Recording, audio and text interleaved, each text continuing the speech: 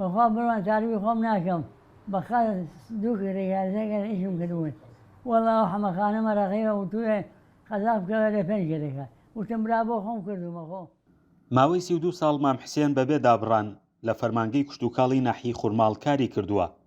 لە کاتی کارکردندا لقێکی دارێک بەرچاوێکی کەوتووە و چاوێکی لەدەستداوە. لە ڕێگەی دادگاوە بڕیاری قەرەبووکردنەوەی بە 250 ملیۆن دینار بۆ دەرچووە، بەڵام حکوومەتی هەرێم تا خانەنشینبوونی بڕەپارەکەی پێ نەداوە.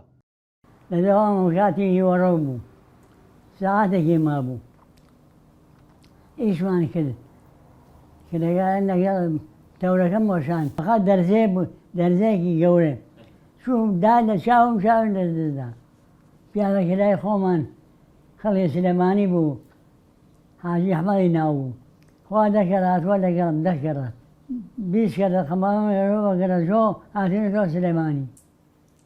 لەگەڵ ئەوەی کە مام حسێن و هاوژینەکەی هیچ سەرچاوێکی داراییان جگە لە موچەی خانە نشینیەکەی مام حسێن نییە، هەردووکیشیان نەخۆشن. لەگەڵ یەکێک لە کوڕەکانی مام حسێن دەچینەوە شوێنی کارکردنەکەی، وەک کوڕەکەی دەڵێ هەموو بڕیارەکانی قەرەبووکردنەوەی بۆ دراوە، بەڵام حکوومەت بڕەپارەکەمان پێ نادات.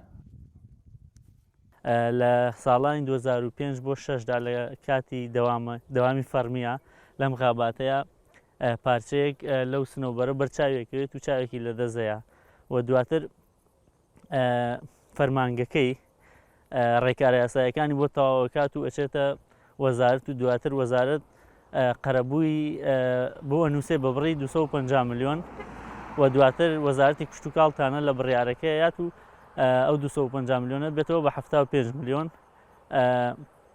دواتریش ئەو 75 ملیۆنە وەرناگرێت.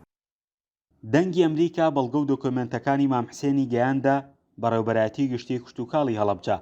بەڕێوەبەری گشتی کشتوکاڵی هەڵەبجە بەڵێنیدا خۆی بە دوواداچوون بۆ گرفتەکەی بکات. ئەلبەتە من پێش ئەوەی کە زانیاریەکان لە ڕێگەی جەنابتانەوە پێمان بگات هیچ زانیارێکم نەبووە و پاش ئەوەی کە ئەو دیکۆمنت و ئەوراقانەی کە سەبارەت بەو بابەتە هەیە گەشتە دەستمان ئێستا لەوەین کە بە دوواداچوونی وردی بۆ بکەین و بزانین بۆچی تا ئێستا قەرەبووی ئەو فەرمانبەرە نەکراوەتەوە. هەر بەپێی بە دوواداچوونەکانی دەنگی ئەمریکا بڕی پارەی قەرەبووکردنەوەکە کە 250 ملیۆن دینار بووە لە ئێستادا کراوە بە 75 ملیۆن دینار و دواتریش تا خانەنشینبوونی ئەو بڕەپارەیەی پێ نەدراوە. ئەمە لە کاتێکدایە کە مام حسێن چەندین نەشتەرگەری بۆ چاوی لە ناوە و دەرەوەی کوردستان ئەنجام داوە. فەرحان هەورامانی، دەنگی ئەمریکا، هەڵەبجە.